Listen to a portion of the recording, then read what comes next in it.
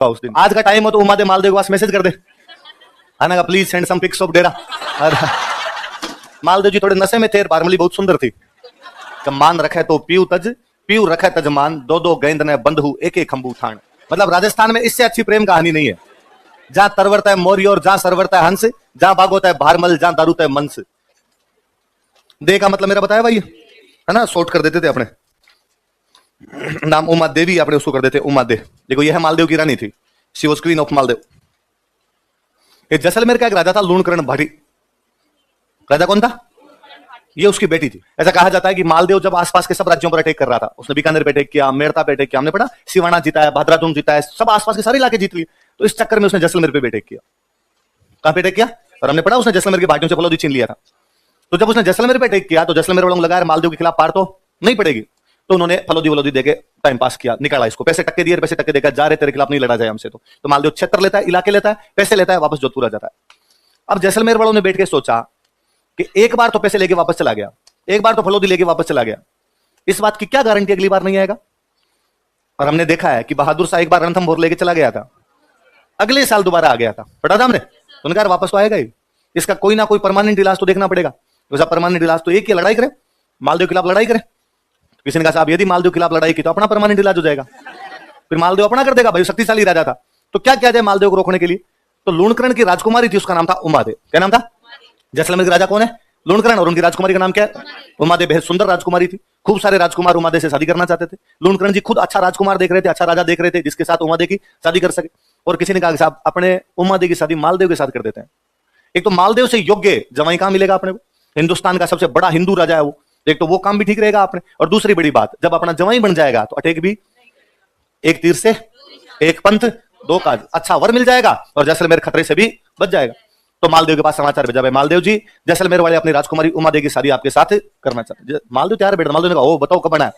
मैं तैयार हूं, कभी ब्याह कर दो आप।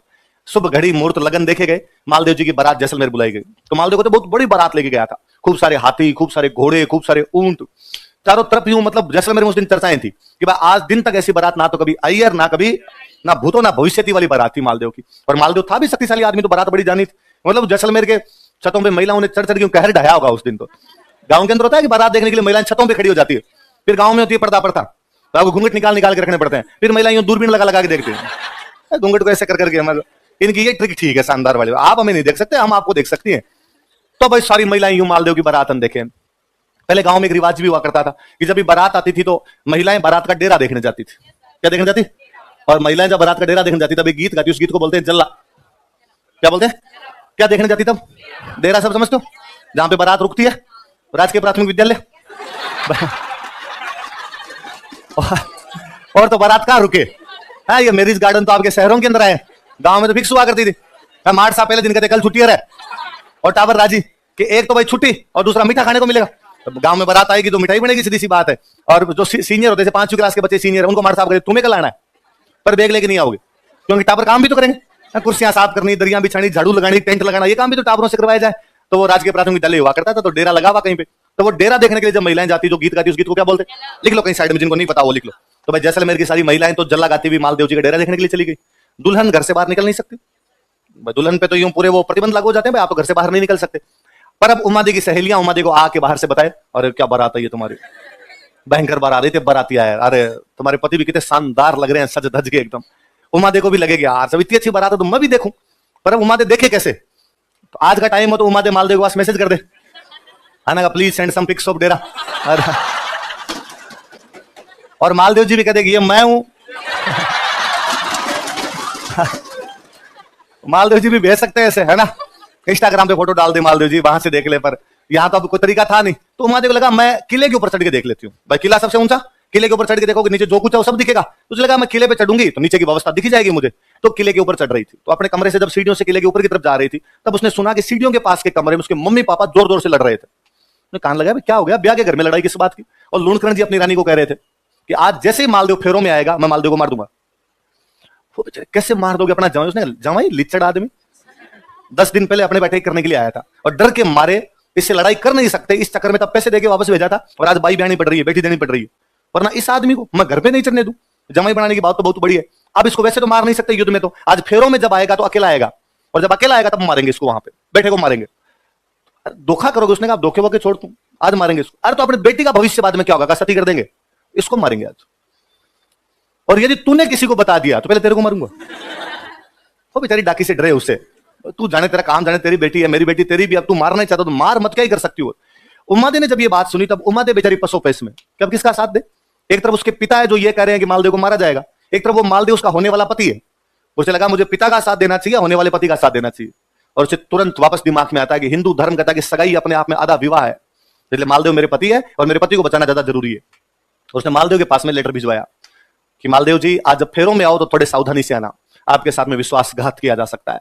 मालदेव जी ने जैसे लेटर पढ़ा, मालदेव ने कहा थैंक यू उमादे, वैसे तो मैं इनसे वैसे नहीं मरता, तुम्हारे घर वालों की तो औकात नहीं मेरे हाथ लगाए, पर फिर भी तूने कह दिया मैं और ध्यान रख लूंगा। बारात में इधर से जो बाराती गए हुए थे उनमें से 2 बॉडी बिल्डर टाइप के आदमी थे, जिम विम जाने वाले भाई थे।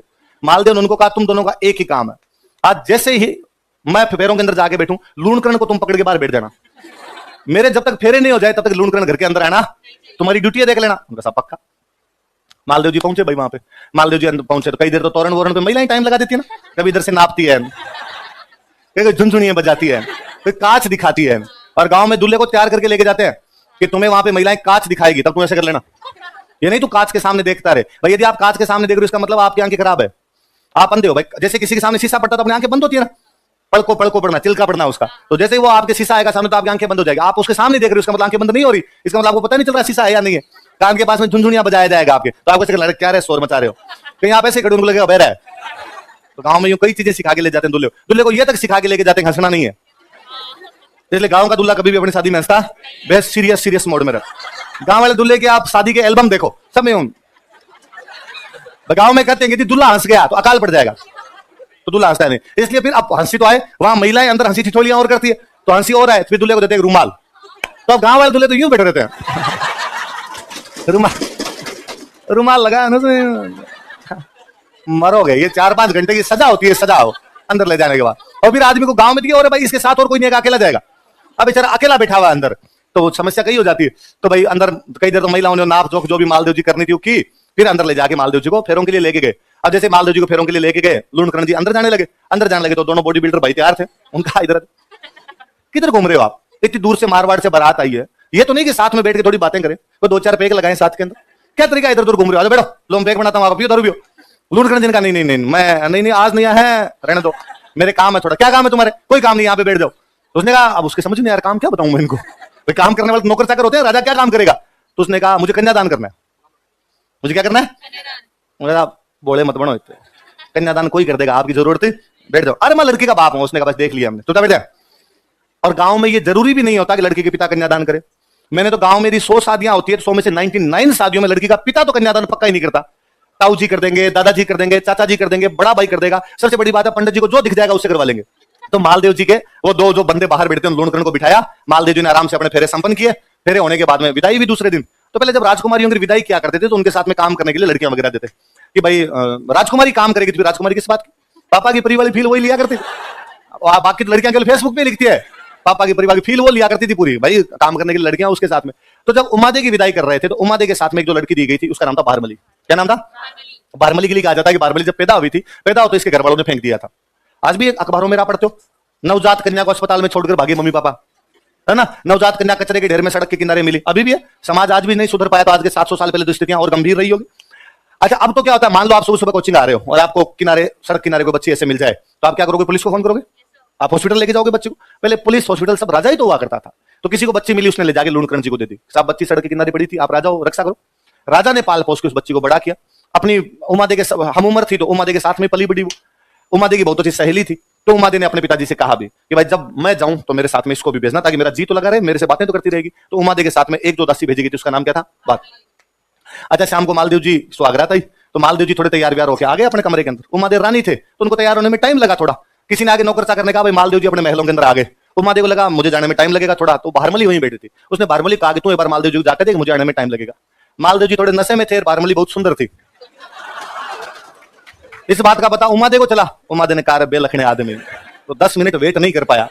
ऐसे आदमी के साथ जिंदगी कैसे बिताई जा सकती है, और मैं इस आदमी का तो चेहरा भी देखना पसंद है। और उस दिन के बाद में उमादे ने कभी मालदेव का चेहरा नहीं देखा।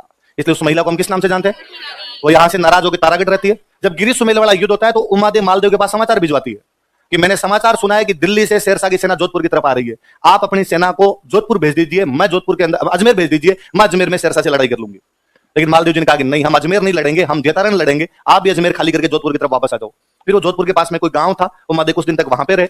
बाद में यहां से केलवा चले गए थे, केलवा उनका ननिहाल हुआ करता था। एक बेटे को गोद ले लिया था उन्होंने, मालदेव की दूसरी रानी से बेटा हुआ था राम सिंह, क्या नाम था, राम सिंह को गोद ले लिया था और वहां केलवा के अंदर रहा करते थे। कहते मालदेव जब मरे तब उमादेव के पास में समाचार भेजा गया कि मालदेव जी की डेथ हो गई, तो उमादेव वहां केलवा के अंदर सती होती है और उसने कहा भाई ये बेलखना था, ये लिच्चड़ आदमी था और इसने अपने पति होने के धर्म को नहीं निभाया, मैं मेरे पत्नी होने के धर्म से कैसे हट सकती हूँ पीछे। भले ही मैंने इस आदमी का पूरी उम्र फेरों के बाद में चेहरा नहीं देखा, मैंने पूरी उम्र इस आदमी से बात नहीं की, लेकिन मैं मेरा कर्तव्य जो होता है वो निभा दूंगी कि मुझे इसके साथ सती होना, तो मैं इसके साथ क्या हो जाऊंगी, सती। उस महिला को हम किस नाम से जानते हैं, क्या नाम था रुचि रानी का, कौन सी दासी का नाराज हो गई थी। अच्छा होता क्या था भाई, जैसे मालदेव की डेथ भले जोधपुर में हुई हो, लेकिन बाद में मालदेव के जो कपड़े वगैरह थे वो भेज दिया करते थे। रानी कहीं दूर है तो मालदेव जी की पगड़ी भेज दी, तो पगड़ी के साथ में वैसे भी सती हो जाया करते थे। तो वो केलवा के अंदर वहीं सती हो गई थी उमादेव और अपना पूरा टाइम उन्होंने वहीं बिताया था। मैंने बताया था कि बेटा गोद ले लिया था राम सिंह, हाँ तो राम सिंह के साथ में वहीं रहा करते थे। वो मालदेव की किसी दूसरी रानी का बेटा था वो राम सिंह नाम करके। अच्छा उमादेव की कहानी तो यही है, उमादेव चले गए, पर भारमली तो मालदेव के पास ही थी, भारमली तो यही रह गई थी ना मालदेव के पास ही। तो कहते हैं भाई एक पहले तो एक बार जब उमादेव यहाँ पे जोधपुर के आसपास के किसी गांव के अंदर रहा करते थे तो मालदेव को और एक दिन फील हुआ ऐसे कि यार गलती तो मेरी थी और मेरी वजह से उमादेव नाराज होकर चले गए, तो उमादेव को वापस बुलाना चाहिए। तो उसने वापस बुलाने के लिए जिस बंदे को भेजा था वो ईश्वरदास जी थे, जिनकी किताबें लिखी हमने ऊपर। ईश्वरदास जी अच्छे कवि थे। ईश्वरदास जी कहा ईश्वरदास जी आप जाओ और उमादेव को समझा के वापस लेके आओ। ईश्वरदास जी ने कहा ठीक है। ईश्वरदास जी गए उमादेव के पास और उमादेव को जाकर कि रानी उमादेव मालदेव जी खुद चला के आपको वापस बुला रहे हैं, आपको वापस जाना चाहिए।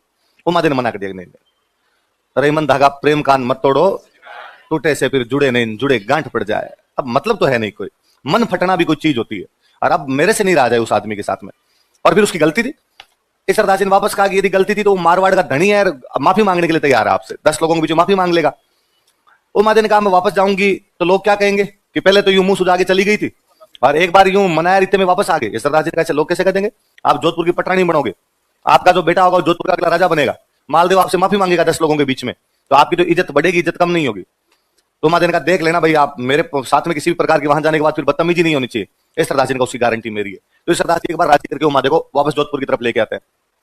ये बाकी रानियों को पता चला कि उमादेव वापस आ रही है। बाकी रानियां जानती थी कि उमादेव आएगी तो पटरानी बनेगी और उमादेव पटरानी बनेगी तो अपनी चवन्नी बंद है, फिर अपने को कौन पूछेगा यहाँ पे। तो उन्होंने आसानंद जी को कहा, आसानंद जी कि आसानंद जी का क्या, आसानंद जी उमादेव नाराज होकर चले गए एक बार, अब क्या उनको वापस आना चाहिए। आसानंद जी का मतलब ही नहीं, वो भी लिच्चड़ आदमी के पास तो एकदम ही मतलब नहीं, गलती इसकी थी। तो उमादेव तो आज आ रही है, आसानंद जी का मैं देखता हूँ ऐसे कैसे आ जाएगी। और आसानंद जी जोधपुर के बाहर जाके खड़े हो गए और जैसे ही वो उमादेव की पालकियां नजदीक आई, आसानंद जी ने जोर जोर से दोहे बोलने शुरू किए कि मान रखे तो पीऊ तज, पीऊ रखे तजमान, दो दो गेंद ने बंधु एक एक खंबू उठान।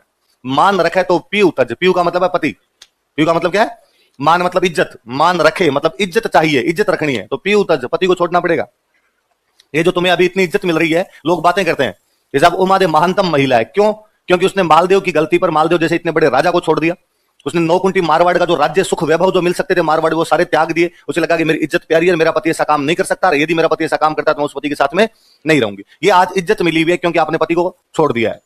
पीऊ रखे तजमान, पर यदि पति को रखोगे तो फिर ये इज्जत दोनों में से एक चीज मिल सकती है, या तो पति मिल सकता है या क्या मिल सकती है, दो दो गेंद न बंधु। गेंद मतलब होता है हाथी, गेंद मतलब क्या होता है, 2 हाथियों को नहीं बांध सकते, एक एक खंबू उठान, एक ही जगह पे 2 हाथी एक जगह पे बंधेंगे तो आपस में लड़ेंगे। तो आप भी 2 चीजों को एक साथ नहीं रख सकते, या तो पति रख सकते हो या क्या रख सकते हो, इज्जत।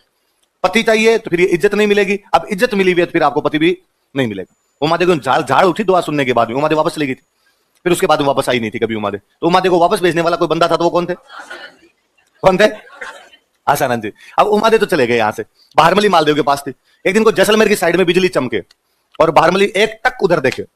मालदेव जी ने पूछा कि भाई पीहर की याद आ रही है क्या, और भारमली रोई। और भारमली ने कहा भाई पीहर किसको याद नहीं आए, मैं वहां खेली कूदी, बचपन मेरा वहीं बीता पूरा, पर मैं किस मुंह से जैसलमेर जाऊं। मालदेव जी ने कहा क्यों, तो कहा मैं जैसलमेर जाऊंगी तो जैसलमेर राज परिवार वाले क्या कहेंगे, भाई हमारी बेटी का घर उजाड़ के आई है और मेरे को 4 बातें सुनाएंगे। मालदेव जी ने कहा इतनी औकात उनकी, तू जा कल। भारमली को भेजा, साथ लेटर लिख के भेजा, यदि भारमली के साथ किसी भी प्रकार की बदतमीजी हुई मैं आक्रमण कर दूंगा। जैसलमेर वालों क्या औकात यार, मालदेव के खिलाफ कुछ बोले। अब भारमली वहां जाके आराम से जैसलमेर में रहे। वहां जो जैसलमेर का राजकुमार था वो शादीशुदा था, उसके 3 रानियां थी ऑलरेडी, पर भारमली सुंदर थी। वो जैसलमेर वाला राजकुमार भारमली के आसपास में चक्कर काटे। उन तीनों रानियों को लगा भाई अपने खतरा उत्पन्न हो सकता है। उन तीनों रानियों में से एक जो रानी थी वो बाड़मेर में गांव पड़ता है कोटड़ा, कौन सा गांव है? वहां का कोई बाघ सिंह नाम का एक आदमी था, उस बाघ सिंह की बहन थी, वो कोटड़ा का था इसलिए हो गया कोटड़िया, बाघ सिंह नाम था इसलिए हो गया बागा, बागा कोटड़िया। क्या नाम था? वो डाकू टाइप का आदमी था, इधर उधर से अमीरों को लूटता, गरीबों में धन बांट दिया करता, मस्त मौला रॉबिन हुड चुलबुल पांडे था अपने टाइम का। अच्छा, उन तीनों रानियों ने उस बीच वाली रानी को कहा कि भाई तू तेरे भाई को बुला ले, तेरा भाई कोई इलाज कर सकता है इनका, बाकी तो पार नहीं पड़ेगी, अपना घर बर्बाद हो जाएगा। तो उसने भाई के पास मैसेज किया, बागा कोटड़िया बहन से मिलने के लिए आया, पूछा भाई क्या दिक्कत हुई? उसने कहा मैं तो बहन हूं, क्या ही भाई से ऐसी बात करूं, पर आपसे कौन सी बातें छुपी हुई है, ये बारमली हमारी ननद का घर बर्बाद करके आई है, और आपके जो जवाई साहब एकदम बॉर्डर लाइन पे है ना, और हमारा घर कभी भी बर्बाद हो सकता है। बागी ने कहा तो एक काम करना, कल जब मैं जाऊं तो तिलक निकालने के लिए तू मत आना। गांव में होता है भाई, अपने बहन के घर पे जाते हैं, दूसरे दिन जब आते हैं तो बहन तिलक विलक निकालती, गांव में सीख देना, तो सीख देने के लिए तू मत आना और इस बारमली को भेज देना। उसने कहा ठीक। दूसरे दिन बागा सुबह सुबह 7 बजे उठा, उठते ही बिना मुंह धोए बिना चाय पिए जाके ऊंट पे बैठा। तो जैसलमेर वाले बेचारे भागे भागे आ रहे कि क्या गलती हो गई, चाय पानी तो पी के जाओ, कहां भाग रहे होते? अरे नहीं नहीं मेरे काम याद आ गया, हमारे गांव में कोई काम है और मुझे फटाफट जाना पड़ेगा। तो किसी सियाने आदमी ने कहा सीख तो लेके जाओ, बिना सीख लिए नहीं जाते। तो उसने कहा फटाफट मेरी बहन को जाके को कि आगे तिलक निकाल दे, मैंने ऊंट खड़ा ही नहीं किया, ऊंट बैठा ही अभी। तो वो अंदर गए, अंदर जाके उसकी बहन को कहा भाई तुम्हारा भाई जा रहा है, तिलक विलक निकाल दो। बहन की तो भाई के साथ पूरी बातचीत हो ही रखी थी, बहन ने फालतू के यूं नखरे की, अरे मत नहाई नहीं, और निकाल गई मेरी। तो बारमली नहा धो के सुबह सुबह एकदम तैयार बैठी थी। उसने बारमली कहा बारमली तू तैयार है, तिलक कित निकालना, तू निकाल दे। बारमली ने कहा मैं निकाल दूंगी। बारमली बाहर तिलक निकालने के लिए गई, तो जैसे हाथ ऊपर करके तिलक निकाल लगी, बागी ने हाथ पकड़ा, ऊंट पे बिठा लिया, बागा वहां से लेके फरार हो गया। तो जैसलमेर से कोटड़ा आते आते बागा को बारमली से, बारमली को बागा से, मतलब राजस्थान में इससे अच्छी प्रेम कहानी नहीं है। जहां तरवरता है मौर्य और जहां सरवरता है हंस, जहां बागोता है भारमल, जहां दारूता है मंस, जहां जहां पे पेड़ है वहां वहां पे मोर आएंगे, जहां जहां पे तालाब है वहां वहां पे हंस आएंगे, जहां जहां पे शराब है वहां वहां पे मांस होगा, जहां जहां बागा रहेगा वहां वहां भारमली रहेगी। मतलब बेहतरीनतम लव स्टोरी है, बेइंतहा मोहब्बत किया करते थे दोनों। अब ये बात मालदेव को पता चली भारमली को कौन ले गया, और उसने कहा अटैक कर दो, इस बागे पे अटैक करो, भारमली को वापस लेके आओ। तो लोगों ने समझा कि साहब अटैक कर मत देना, पहली बात तो डाकू आदमी है, और भारमली को लेके आगे भाग गया, सिंध की तरफ चला गया, अपने हाथ नहीं आया तो बेइज्जती। जैसा मारवाड़ के राजा की सेना गई और एक डाकू को पकड़ी नहीं पाई। दूसरी बात साहब दासी के लिए आक्रमण, लोग क्या कहेंगे कि दासी के चक्कर में आक्रमण कर दिया। मालदेव ने कहा तुम नहीं जानते, तुम मैं कह रहा हूं उतना काम करो तुम, और तुम अटैक करो। किसी ने कहा ऐसे नहीं होता, देखो राज्य की सेना जाती है तो किसी ढंग के काम के लिए जाती है, लुगाइयों के लिए अटैक करती नहीं घूमती है। तो मालदेव जी ने दिमाग लगाया, बात तो सही है। तो मालदेव ने कहा रुको रुको रुको, एक मिनट। वो उस दिन उमादेव वापस आ रही थी, तो दो ही कौन बोल रहा था उधर? तो आसानंद जी ने कहा मैं था। तो कहा मिस्टर आसानंद, तुम्हारे चक्कर में उमादेव वापस गई, अब तुम किसको लेके आओगे? भारमली को लेने के लिए जाओ। आसानंद जी ने कहा ये पक्की बात, मैं भारमली को लेके जाऊंगा। तो आसानंद जी बागे से बातचीत करने के लिए कोटड़ा गए। अच्छा, बाघ जी को जब इस बात का पता चला कि आसानंद जी जैसा महान विद्वान मेरे से मिलने के लिए आ रहा है, तो सामने चला के गया 3 कोस। कितने कोस चला गया? एक कोस में 3 किलोमीटर होते हैं, तो मतलब 9 किलोमीटर सामने जाके, और आसानंद जी को जाके दंडवत प्रणाम किया। धन गड़ी धन बाघ, हमारी धरती पे आसानंद जैसा महान विद्वान पधारा, और पालकी में खुद उठा के लेके आया। और आसानंद जी क्या राजी हुए, अरे यार बागे ने कितनी इज्जत की मेरी। आने के बाद भी उनके पैर वेर दबाए गए, दूर चला के आए हो आप, पैर दर्द करने लग गए होंगे। चाय पानी पिलाया उनको, शिकार खिलाने के लिए साथ में लेके गया। शाम को आया तो भारमली ने अच्छे अच्छे पकवान बना रखे थे। आसानंद जी ने जब देखा कि बागा और भारमली दोनों मेरी कितनी सेवा करते हैं, उन्होंने जब देखा कि भारमली बागा से, बागा भारमली से कितना ज्यादा प्यार करता है, आसानंद जी वहीं रह गए, वापस गए नहीं। फाइनली जब बागा मरा था तो भारमली उसके साथ में सती होती है, और आसानंद जी पागल हो गए थे। आसानंद जी जगह जगह बागा बागा करते घूमते। अच्छा, अपने मारवाड़ से उधर आगे रियासत लगती अमरकोट। अमरकोट के कोई राणा जी थे, और उनको इस बात का पता चला भाई आसानंद जी आजकल पागल हो गए हैं और इधर उधर घूमते रहते। लोगों ने कहा साहब कपड़े नहीं उस आदमी के शरीर पर, अब इतनी पागल अवस्था है, और महान विद्वान है, आपको ध्यान रखना चाहिए उनका थोड़ा। तो अमरकोट राणा जी ने उनको अपने पास बुला लिया, और अमरकोट राणा जी पूरा ध्यान रखे, आसानंद जी को पास में बिठा के रखे, हर बात में उनसे पूछ पूछ के काम करे, अपने साथ रखे, साथ खाना खिलाए, साथ शिकार के लिए लेके जाए। पर आसानंद जी एक ही बात करे, थोड़ी देर हो जाएगी बागा बागा, बागे ने ये किया, बागे ने वो किया। तो अमरकोट राणा जी को एक दिन यूं ईगो प्रॉब्लम तो हो भाई आदमी को, और उन्होंने कहा यार बागा था तो एक डाकू ही, इधर उधर डाके मारता घूमता था, मैं राणा हूं यार यहाँ का, और आप क्या उसकी बातें करते रहते हो, मेरे सामने क्या था? आसानंद जी ने उसकी तरफ देख के कहा तुम बागे के पैर की जुत्ती नहीं है, बागा था साहब। तो उसने कहा इसका मतलब आप बागे का नाम लेना पूरे जीवन बंद नहीं करोगे, ना जब तक है जान तब तक तो बागे का नाम ऐसे लिया जाएगा। तो उसने आसानंद जी के पोते को बुलाया, और पोते को बुलाकर तेरा दादा यदि एक पूरी रात और बागे का नाम नहीं ले तो हर 1 घंटे पे 1 लाख सोने के सिक्के दूंगा। पोते की इकोनॉमी पड़ी हुई थी, पोते ने दिमाग लगाया कि रात में 7-8 घंटे तो आराम से होते हैं, 7-8 लाख सोने के सिक्के मिलेंगे, 7-8 पीढ़ियां तिर जाएगी अपने। और उसने अपने दादाजी को जाकर दादाजी प्लीज फॉर नेक्स्ट 7 जनरेशन, है ना, ये इतना काम कर दोगे आपके कोई फर्क नहीं पड़ेगा। आसानंद जी ने कहा देख बेटे मैं बिना बागे के नाम के नहीं रह सकता, फिर भी तू इतना ज्यादा फोर्स कर रहा है, आई विल ट्राई। शाम को बिठाया, भाई आपका समय शुरू होता है, अब से आपको बागे का नाम नहीं लेना है। तो आसाराम जी को लगा बागे का नाम तो आ जाएगा अपने, तो आसाराम जी राम राम राम राम राम राम बोलना शुरू कर दिया। राम जी का नाम लेके दूसरा नाम दिमाग में आएगा नहीं, पर डोकरे से 10 मिनट राम जी का नाम लिया गया। फिर जोर जोर से बोलने शुरू किए कि बागा आओ बड़े घर कोटड़ा तू धनी, जासी फूल झड़े पर बास न जासी बाग जी। हे बागा, फूल झड़ जाता है लेकिन उसकी सुगंध नहीं जाती, तू मर गया लेकिन तेरी याद मेरे दिल से थोड़ी थोड़ पग दौड़ करस्या पेट रहे कारण रात दिवस राठौड़ बिसरिया नहीं बाग जी। कि पेट भरने के लिए आदमी कहीं कमाई कर लेगा, हे बागा राठौड़, पेट भरने के लिए तेरे को कैसे भूला जा सकता है? चंद रुपयों के लिए आसानंद तेरे को कैसे भूल सकता है? होते नहीं, फिर याद ही कर लो, क्या कर सकते हो। तो आसानंद जी ने एक तो उमादे पे किताब लिखी थी, एक बागा बारमली पे लिखी थी। उमादे को वापस भेजा था तो उमादे पे लिखी, साथ में किसके रहते थे? तो बागा बारमली लिखो। उमादे बटेणी रा कवित, बागा बारमली रा दुआ। दुआ समझते हो मेरे बताया हुआ? दोहे एक लिखो, गोगा जी री पेड़ी।